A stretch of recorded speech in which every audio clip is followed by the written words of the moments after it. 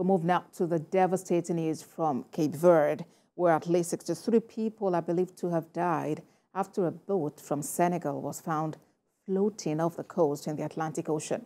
But this is according to authorities and the International Organization for Migration, IOM.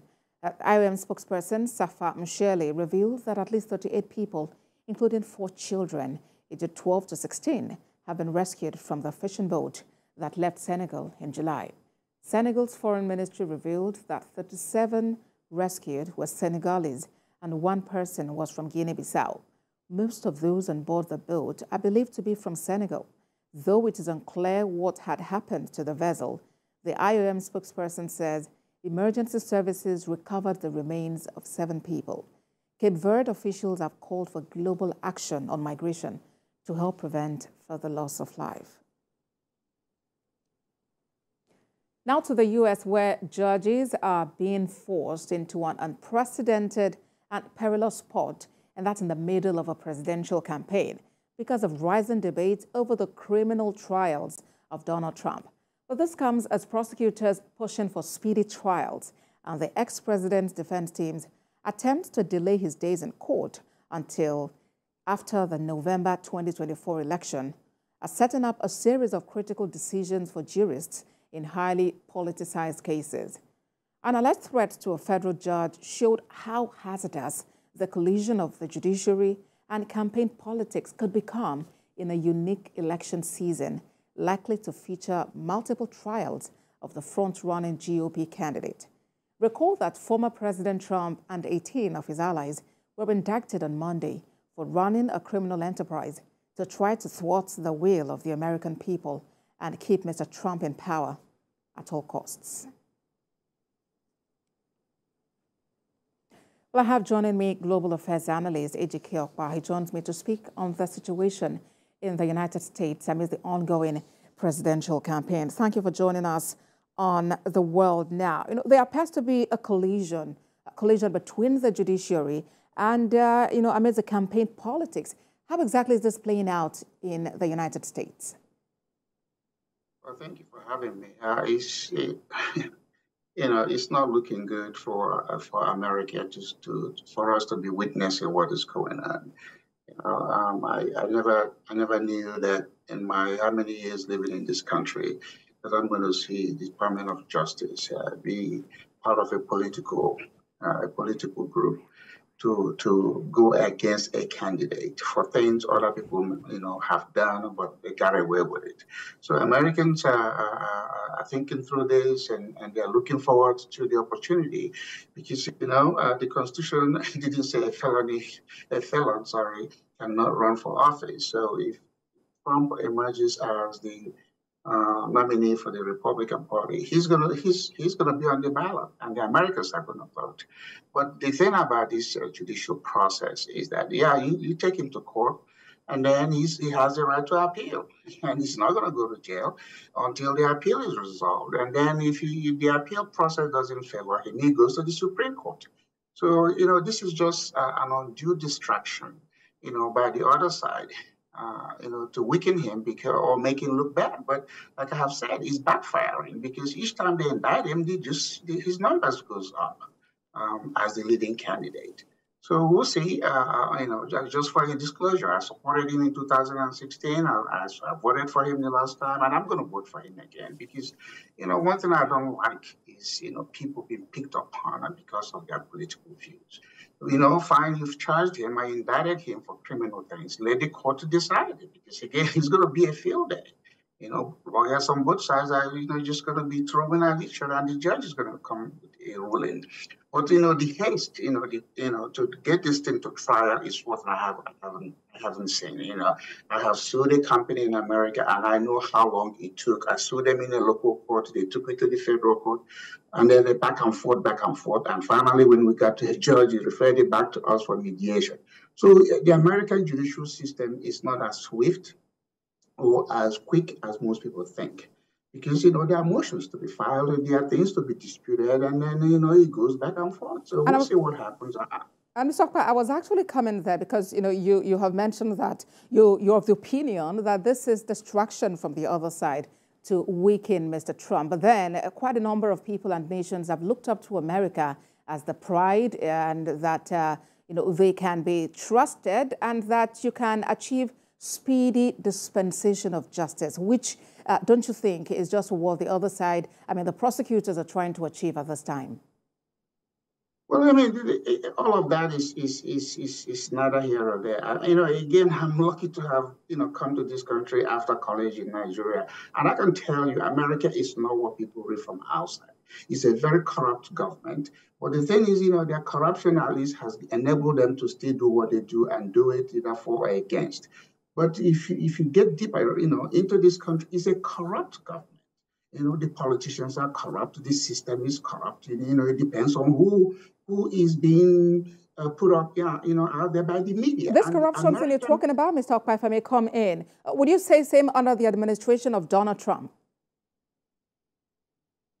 You mean about what? About corruption? You're talking about the fact that this administration is corrupt. A lot of corruption is going on. Is that the same thing you would say about when Donald Trump was in office for 4 whole years? I wasn't talking about Trump particularly. I said from the time I've been in this country and the books I have read, American government, American mode of doing things have always has elements of corruption. Okay. So, but the point is, that corruption hasn't stopped people from wanting to come or be in America saying they're #1 country in the world. So, the point I'm saying is that it is very shocking where you think the judiciary should be independent, regardless of who is. If you commit a crime, we're going to go after you. But in this particular case, there are evidence, and there are people out there, thinking that this is just a prosecution, not as opposed to prosecution. But what makes you think the judiciary at this time is corrupt, that it's not independent?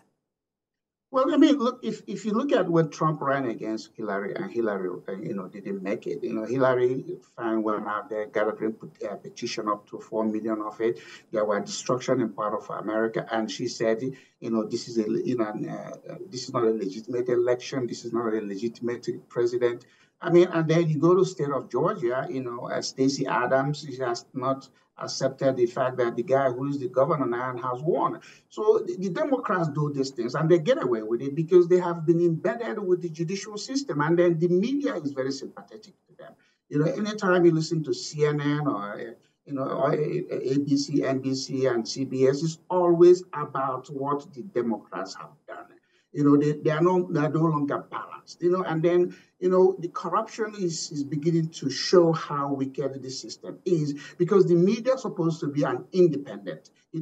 Report the facts and don't give us the opinions. American media is laden with opinions, and that opinions come by people who say they are experts. Look, I live here. I ran for mayor. I ran for Congress. I can tell you what happened even when I was a candidate.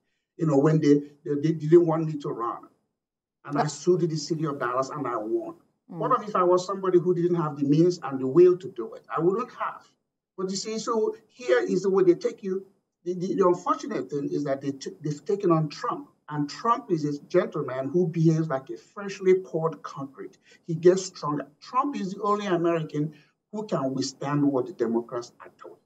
And I'm glad that he can do that. But Mr. Okpa, it's not everyone who would agree with this point of view. And I would very quickly like you to speak on the threat on Wednesday night by a woman on a federal judge, and that's Judge Tanya Chutkan. A voicemail was sent to her, and she was being threatened to be killed. How do we react to that threat of death, of murder, of assassination on a judge who was sitting on a case that is not only of concern to America, but to the world? Again, I'm telling you, I live in it. Americans can do things that, if the world were to know it, they will have to start getting their own house in order, because America is not a model.